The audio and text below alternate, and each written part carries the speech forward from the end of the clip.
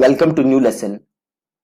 कल के लेसन में आपने सीखा था कि कैसे आप गूगल एड्स अकाउंट बना सकते हो। ये लेसन आपने इसलिए सीखा था, ये लेसन मैंने आपको इसलिए भेजा था क्योंकि कुछ दिन पहले मैंने आपको बताया था कैसे आप कीवर्ड रिसर्च कर सकते हो using Google ads keyword planner, right. तो कुछ लोगों के मैसेजेस आए थे हमारे पास कि भैया हम एडवर्ड अकाउंट कैसे बनाएं। इसी वजह से वो वीडियो मेरे को आपको भेजनी पड़ी।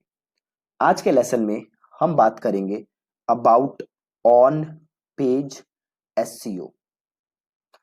तो पहले मैं आज के लेसन में आपको एक ओवरव्यू दूंगा, देन कल के लेसन से हम प्रैक्टिकली सीखेंगे कि कैसे आप ऑन पेज एसईओ करते हो। आज का लेसन जो है इसमें मैं आपको एक ओवरव्यू दूंगा अबाउट ऑन पेज एसईओ। तो जैसे आप नाम से ही समझ सकते हो ऑन पेज एसईओ के कि ऑन पेज एसईओ आपका क्या करता है। On page SEO is basically SEO जो कि आप कहां कर रहे हो, ऑन पेज। ठीक है, आपकी जो वेबसाइट का पेज है आप उस पेज के ऊपर जो एसईओ कर रहे हो उसको हम कहते हैं ऑन पेज एसईओ। ठीक है, बहुत ही आसान चीज है ऑन पेज एसईओ। तो बस आप ध्यान से समझो कि होता क्या है ऑन पेज एसईओ, देन कल से आप प्रैक्टिकली करके सीखोगे। तो ऑन पेज एसईओ में क्या क्या चीजें होती हैं जो कि मेन होती हैं, राइट।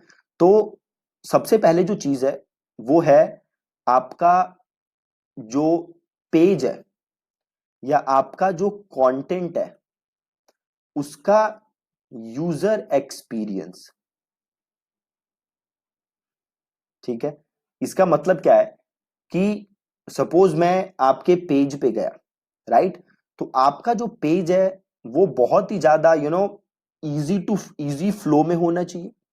मुझे आसानी से चीजें पता चले कि अच्छा यहाँ पे ये है, यहाँ पे ये है, मुझे ये ऐसे करना है, मुझे ये ऐसे करना है। सारी चीजें मुझे आसानी से समझ आए, कुछ ज्यादा क्लटर्ड ना हो, हौच पौच ना हो, राइट। अगर कोई लेमैन भी आपकी वेबसाइट पे जाता है तो वो सारी चीजें इजीली समझ पाए, उसी को हम कहते हैं यूजर एक्सपीरियंस। आपकी वेबसाइट की लोड स्पीड अच्छी होनी चाहिए, चीजें बढ़िया से स्ट्रक्चर्ड होनी चाहिए आपके पेज पे, राइट। आपने देखी होंगी जो पहले की वेबसाइट्स होती थी वो काफी हौच पौच होती थी, एक ही पेज पे ऐसा लगता था पता नहीं क्या क्या भर दिया है, राइट। आपको ऐसे नहीं करना, आपको बड़ी स्ट्रक्चर्ड तरीके से बढ़िया तरीके से अपना पेज डिजाइन करना है ताकि यूजर हर चीज इजीली समझ सके, इजीली डाइजेस्ट कर सके। ठीक है, अगली चीज जो है जो कि आपकी ऑन पेज एसईओ में बहुत ही जरूरी है वो है आपका यूआरएल स्ट्रक्चर। ठीक है जी, क्या है आपका यूआरएल स्ट्रक्चर। ठीक है, अब मैं आपको ये दिखाता हूं कि यूआरएल स्ट्रक्चर क्या होता है।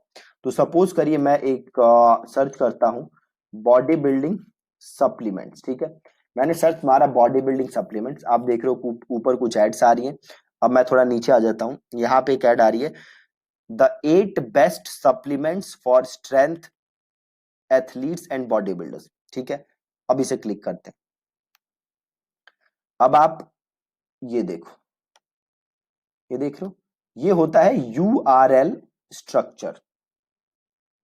ठीक है, ये यूआरएल है, ये यूआरएल है आपका bodybuilding.com/content। अब देखो ये जो है ना ये पूरा यूआरएल है। अब ये यूआरएल उतना अच्छा नहीं है क्योंकि ये काफी बड़ा है, बट स्टिल ये वेबसाइट रैंक क्यों हो रही है नंबर वन। ये वेबसाइट नंबर वन रैंक इसलिए हो रही है क्योंकि ये वेबसाइट है अथॉरिटी वेबसाइट। ये वेबसाइट है क्या, bodybuilding.com, राइट। याद है मैंने आपको कुछ दिन पहले बताया था, और ये देखो किसने आर्टिकल लिखा है, ये क्रिसी कैंडेल पीएचडी। मतलब ये जिसने लिखा था, याद है हमने पढ़ा था concept your money your life, है ना। अब देखो ये यूआरएल इतना बेकार है तभी भी वेबसाइट रैंक हो रही है। क्यों रैंक हो रही है, एक तो ये वेबसाइट की अथॉरिटी है इस फील्ड में, प्लस देखो कंटेंट लिखा किसने है। ठीक है, ये पीएचडी है, मतलब ये ऐसा पर्सन है जिसके ऊपर हम यकीन कर सकते हैं, ट्रस्ट कर सकते हैं। अब मैं यहाँ पे जाके इनका प्रोफाइल भी पढ़ सकते हो, देखो इनका पूरा प्रोफाइल दिया हुआ है, इनका पूरा बैकग्राउंड दिया हुआ है। अब इससे क्या होता है, इससे ट्रस्ट बिल्ड होता है। तो ये आप जो देख रहे हो ये होता है यूआरएल स्ट्रक्चर। ये यूआरएल स्ट्रक्चर उतना अच्छा नहीं है, बट अगेन ये रैंक हो रही है, रीजन मैंने आपको बताया। अब थोड़ा सा आप नीचे आ जाओ, अगेन ये देखो टॉप 50 बॉडी बिल्डिंग सप्लीमेंट। अब इसका देखो यूआरएल, अब अगेन ये भी देखो, ये भी यूआरएल स्ट्रक्चर बिल्कुल ही बेकार है, क्योंकि क्या आ रहा है bodybuilding.com/store/top50.htm। अब ये भी नहीं यहाँ पे लिखा कि ये टॉप 50 क्या है ना, तो टॉप 50 सप्लीमेंट्स लिखा होता तो ज्यादा अच्छा होता, बट ये उतना अच्छा नहीं है। आपको कोशिश करना है कि जो भी आपका यूआरएल हो वो क्या होना चाहिए, हमेशा हमेशा हमेशा आपका जो यूआरएल है वो हमेशा होना चाहिए एक तो रीडेबल, है ना, कि लोग उसे आसानी से पढ़ सकें। दूसरा क्या होना चाहिए, कीवर्ड रिच, कि उसके अंदर आपका कीवर्ड होना चाहिए। तीसरा क्या होना चाहिए, शॉर्ट होना चाहिए, नॉट टू लॉन्ग, ठीक है, ज्यादा बड़ा नहीं होना चाहिए, छोटा होना चाहिए, ठीक है। अगली चीज, कभी भी यूआरएल के अंदर अंडरस्कोर यूज नहीं करना, हमेशा क्या यूज करना है, हाइफन, कभी भी अंडरस्कोर यूज नहीं करना है, हमेशा यूज करना है हाइफन। तो थोड़ा सा और नीचे आओ और देखो वेबसाइट्स होंगी, देखो यहाँ पे है top 6 the 6 best supplements to gain muscle. अब ये देखो, ये जो है यूआरएल ये काफी अच्छा है, सप्लीमेंट्स फॉर मसल गेन। एक आपने चीज और ध्यान दी दोस्त, ये राइट देखो किसने लिखा है आर्टिकल, ग्रांट टिंसले, और ये क्या है बंदा, पीएचडी, ठीक है। एक चीज ध्यान से देखते रहो, ये किसने लिखा था, क्रिसी कैंडिल पीएचडी। ये तो वेबसाइट का लिंक ही था ना। एक काम और करते हैं और यूआरएल देखते हैं, ठीक है, ताकि ये कॉन्सेप्ट भी आपका प्रूफ हो जाए। अगली चीज क्या है, देखो हेल्थ कार्ट है ना, हेल्थ कार्ट क्या है, सिंपल प्रोडक्ट खुल गए, राइट। अगेन हेल्थ कार्ट भी क्या है, ट्रस्टेड वेबसाइट।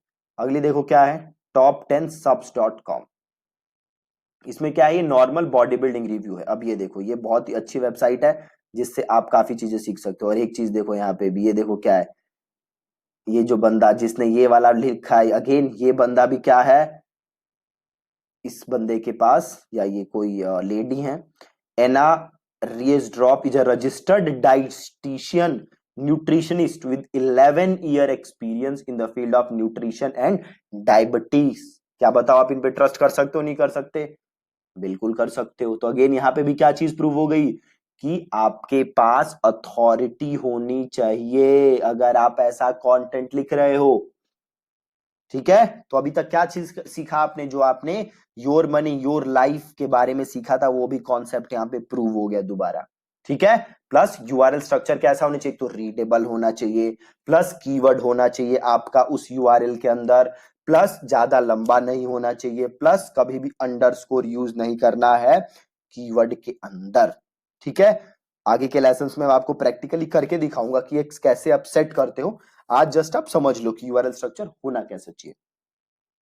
तो पहला पेज कंटेंट आपका कैसा होना चाहिए, यूजर एक्सपीरियंस अच्छा होना चाहिए। दूसरा यूआरएल स्ट्रक्चर। अब तीसरी चीज क्या है, तो तीसरी चीज है आपका साइट का, जो आपका वेब पेज है उसका टाइटल टैग्स, ठीक है। क्या है, टाइटल टैग्स। अभी टाइटल टैग्स क्या होते हैं, बड़े ध्यान से देखना, 10 सेकंड के अंदर समझ जाओगे। मैंने सर्च क्या किया है, बॉडी बिल्डिंग सप्लीमेंट, ठीक है। ऐड हटा देते हैं, गूगल मैप हटा देते हैं, बाद में बात करेंगे गूगल मैप्स की। बॉडी बिल्डिंग सप्लीमेंट्स, यहाँ पे क्या है, 8 best supplements for strength athletes and body building. मतलब देखो बॉडी बिल्डिंग भी है और सप्लीमेंट्स भी है। ये देखो क्या है, अगेन देखो सर्च किया था बॉडी बिल्डिंग सप्लीमेंट्स, इसमें भी क्या है, क्या वर्ड यूज हो रहा है, ये जो है ब्लू कलर का लिंक आ रहा है आपका, इसमें क्या आ रहा है, देखो बॉडी बिल्डिंग भी आ रहा है, सप्लीमेंट्स भी आ रहा है, बिल्कुल आ रहा है। ये देखो क्या है, again 6 best supplements to gain muscles, है ना, वही बॉडी बिल्डिंग सप्लीमेंट्स। अगेन ये देखो सर्च क्या किया था, बॉडी बिल्डिंग सप्लीमेंट्स, यहाँ पे तो पूरा कीवर्ड ही आ रहा है बॉडी बिल्डिंग सप्लीमेंट्स। इसको हम क्या कहते हैं, टाइटल टैग। ये देखो 8 best supplements for body building, है ना, इसे हम क्या कहते हैं, अगेन टाइटल टैग। ये देखो body building India by 100% original supplements, ये क्या होता है आपका टाइटल टैग, ठीक है। अगली चीज, अब देखो टाइटल टैग लिखते समय आपको क्या कोशिश करनी है, टाइटल टैग लिखते समय हमेशा ये कोशिश करनी है कि जो भी आपका कीवर्ड है वो आपके टाइटल के अंदर आए। क्या कोशिश करनी है? जो भी आपका कीवर्ड है वो टाइटल के अंदर आए, ये आपको कोशिश करनी है जब भी आप टाइटल अपना लिखोगे। कैसे लिखोगे मैं आपको सिखाऊंगा आगे के लेसन में। टाइटल टैग के बाद क्या चीज आती है? टाइटल टैग के बाद एक चीज आती है मेटा डिस्क्रिप्शन। मेटा डिस्क्रिप्शन क्या है जी? देखो, ये आपने देखा, ये क्या था? Title tag. अब इसके नीचे ये जो लिखा आ रहा है ना, ये क्या है? Meta description. ठीक है, ये क्या है? Meta description. अब देखो, मेटा डिस्क्रिप्शन का आपके रैंक होने में डायरेक्ट कोई इंपैक्ट नहीं है। ठीक है, मेटा डिस्क्रिप्शन का आपके रैंक होने में डायरेक्ट इंपैक्ट नहीं है, बट मेटा डिस्क्रिप्शन से किस चीज पे फर्क पड़ता है कि लोग आपकी इस रैंकिंग पे क्लिक करेंगे कि नहीं करेंगे। क्योंकि अगर यहाँ पे लोगों ने थोड़ा सा पढ़ा और उन्हें ऐसा लगता है कि अच्छा यहाँ पे तो वही बात हो रही है जो आप सर्च कर रहे हो, तो लोग इस पे क्लिक करेंगे। और लोग जब इस पे क्लिक करेंगे तो क्या होगा? आपका सीटीआर बढ़ेगा। गूगल को लगेगा भैया ज्यादा से ज्यादा लोग आपके सर्च पे क्लिक करते हैं, आपके रिजल्ट पे क्लिक करते हैं, तो आपको और बूस्ट देगा गूगल। ठीक है, तो ये होता है हमारा मेटा डिस्क्रिप्शन। अगेन आपको कोशिश करनी है कि जो भी आपका कीवर्ड है जिसके लिए आप रैंक करना चाहते हो वो आपके मेटा डिस्क्रिप्शन के अंदर आए। अगेन करना कैसे है आप ये सीखोगे आगे जाके। अगली चीज क्या होती है? Heading tags.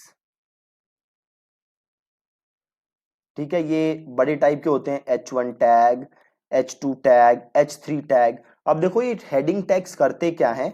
मान लो आपने कोई ब्लॉग लिखा है ना, तो इस ब्लॉग की एक मेन हेडलाइन होगी जिसे आप कहोगे H1 टैग, है ना भैया, ये मेरे ब्लॉग की मेन हेडलाइन है।